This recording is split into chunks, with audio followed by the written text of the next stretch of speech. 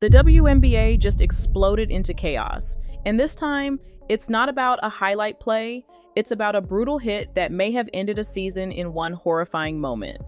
Caitlin Clark was already sidelined with her own injury, leaving the Indiana Fever fighting uphill, but what happened next left fans speechless. Sophie Cunningham, the fiery enforcer who's been defending Clark all year, went down screaming after a dirty collision with Connecticut Sun players that many are calling reckless, even intentional. Her family is furious, the league is under fire, and the question everyone is asking right now is simple. Did the Sun just end the Fever's season before it even had a chance to begin? The Indiana Fever were already walking a tightrope. After Phoenix, it was a quick turnaround to figure out, how we're going to play without, Ari and Sid. And now we got to figure out how we're going to play without Soph. And we've got to figure out, who can play in certain roles. What are our substitution patterns going to be? What kind of wrinkles can we throw out there? It doesn't get easier. And I think we come back and have Minnesota twice, right? So it's really good mentally, physically, and emotionally for us. And then it gives us practice time, which we're going to need. With Caitlin Clark nursing a groin injury that had kept her sidelined for weeks, the team's playoff hopes were slipping into dangerous territory. Every game without her became a survival test, and the weight of carrying that burden fell on Sophie Cunningham. She wasn't just another starter, she was the energy, the attitude, the spark that kept this roster from completely collapsing under pressure. But in the blink of an eye, that foundation cracked. Late in the game against the Connecticut Sun, Cunningham went down hard after a vicious knee-on-knee collision that silenced the entire arena. She clutched her leg, screaming in agony, and the sight alone told everyone this wasn't just a minor bump. This was serious. And for a Fever team already stretched to the breaking point, I'm so proud of you. I'm proud of you too. Proud of you. I'm so proud of you guys. I know that sometimes it sounds like just a word when we talk about being resilient, but it's not, man. It's how we live. Yep. It's how y'all live, and it's a tribute to you. It's a tribute to your connectedness, your togetherness, your toughness, your mindset. You never give up gritty attitudes. Like, that's what it takes. That's what it takes. And timing couldn't have been worse. The moment Sophie hit the floor, you could feel the entire energy of the game shift.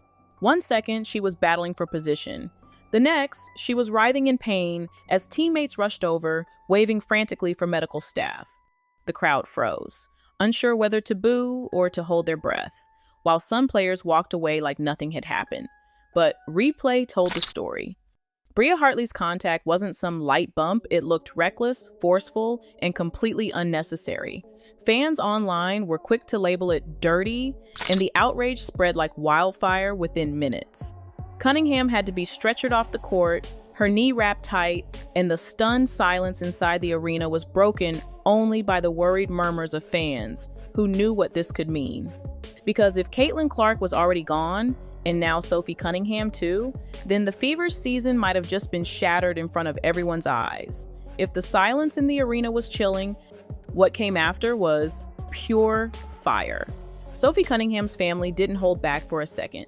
Her sister immediately jumped online, blasting the league and its officials for allowing such reckless play to go unchecked.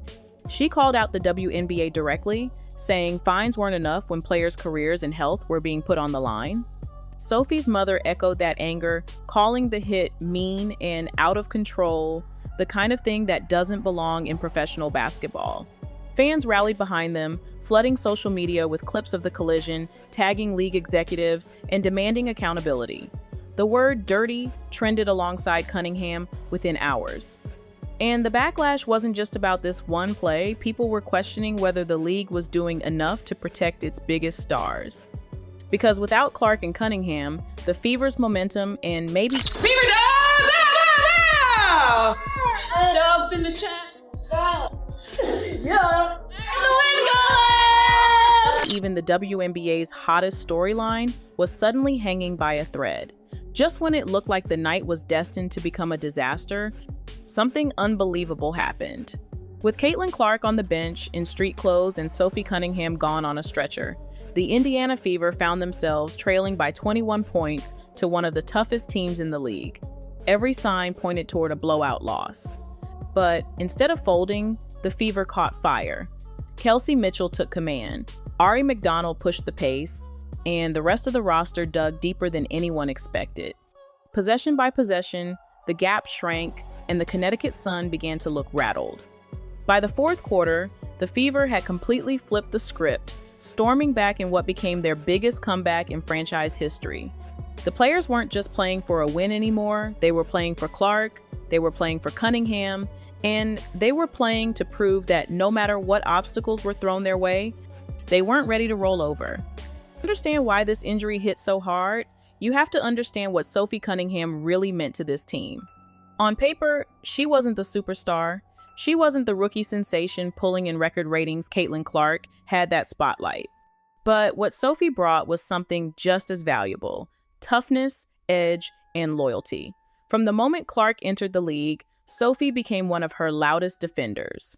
When critics tried to downplay Clark's impact, Sophie fired back publicly, calling those takes DMB and making it clear she had Caitlin's back on and off the court. She was the veteran voice saying, "We protect our own," and that meant something to fans who saw Clark getting targeted game after game with hard fouls and extra contact. On the floor, Sophie was more than just a role player. She was an enforcer. The kind of player who set the tone physically, who wasn't afraid to throw her body around and take the hits so others didn't have to. That presence gave Clark freedom to play her game, knowing she had someone willing to stand up for her. For the Fever, who were building their identity around a young star still adjusting to the league's physicality, Sophie's grit was a shield. And then there was the chemistry. Clark and Cunningham connected fast, not just in highlights but in attitude. Both played with fire, both had that chip on their shoulder, and both drew energy from silencing doubters. It's why so many fans looked at Sophie as Caitlin's protector, her partner in the fight to drag the Fever into contention. Losing her wasn't just losing a starter, it was losing the heartbeat that kept the team's edge alive. Now, with Clark already out and Cunningham's future suddenly uncertain, the Fever weren't just missing talent. They were missing identity. And in a league where storylines drive everything, the sudden erasure of that duo raised an even bigger question. How does the WNBA survive if its most compelling team loses the rivalry, the fire, and the star power that had been fueling its surge all summer? Almost immediately, the whispers began. Fans didn't just see Sophie Cunningham's injury as bad luck, they saw it as the latest example of what many believe is a troubling pattern. From the start of the season, hard fouls against Caitlin Clark had sparked headlines, with debates raging over whether the league was protecting its most valuable new star. Now, with Cunningham Clark's fiercest defender going down after what looked to many like a reckless hit, those conversations exploded. Social media lit up with claims that the Fever were being targeted, with highlight reels of Clark taking elbows, shoves, and undercuts circulating alongside Sophie's devastating fall. Some fans speculated that the league's officiating was part of the problem, saying referees had allowed the physical play to escalate without consequences.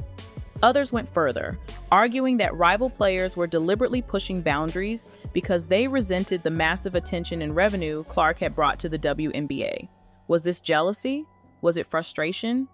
Or was it just coincidence? Nobody could say for sure, but the optics were ugly. Meanwhile, rumors spread that league executives were privately panicking. After all, Clark had become the face of the WNBA, and Cunningham had positioned herself as her outspoken ally. Together, they represented not only the Fever's playoff heartbeat, but also a media engine that was drawing in record audiences. Losing both in the same stretch of the season raised terrifying questions. Would casual fans still tune in if the league's most polarizing storylines were sidelined? Would ticket sales and ratings drop just as the WNBA was breaking into mainstream conversation? And then there was the speculation about the Connecticut Sun players themselves. Reports suggested some Fever fans believed the hit wasn't just reckless, it was personal. Words like dirty, out of control, and even revenge were being thrown around online.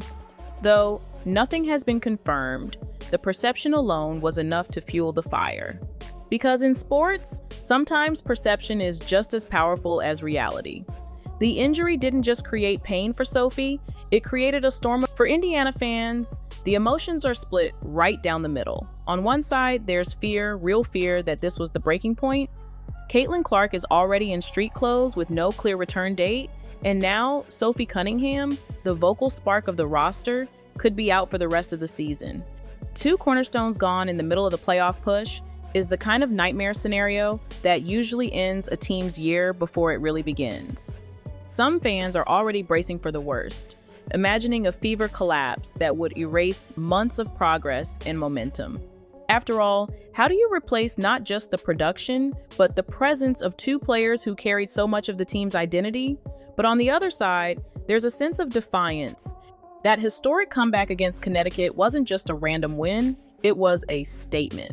Even without their stars, the Fever showed they could claw their way back, that they could absorb a gut punch and still swing back harder. Players like Kelsey Mitchell and Naylissa Smith know the spotlight is on them now, and instead of shrinking, they might see this as their moment to prove Indiana is more than just Clark's team. It's the kind of crossroads that can define a season. Either this injury becomes the excuse, the turning point where the Fever fade into the shadows of the standings, or it becomes the fire that lights up the rest of the roster, a rallying cry that pulls them closer together. Sports history is full of those moments, where a setback turns into the fuel for something unforgettable. The question is, which version of the story are the Fever about to write? What happened to Sophie Cunningham wasn't just another injury, it was a moment that shook the entire WNBA. It exposed the cracks in league officiating, it reignited the debate over dirty play, and it left the Indiana Fever standing at the edge of either heartbreak or history. Caitlin Clark's future this season is still uncertain, and now Sophie's absence threatens to strip away the heart and soul of this team. But if the Fever's response against Connecticut proved anything, it's that sometimes the darkest moments create the fiercest fire. So, where does this go from here? Does Indiana stumble, their season ripped apart by injuries and controversy? Or do they rise, fueled by anger, loyalty, and the determination to prove every critic wrong? Fans are already choosing sides, and the league can't ignore the storm that's brewing. Because this isn't just about one game, one injury, or even one season. This is about how the WNBA handles its brightest stars when the spotlight burns hottest. And as the Fever stare down the rest of the season without their fiercest warrior, the only thing certain is that the story is far from over.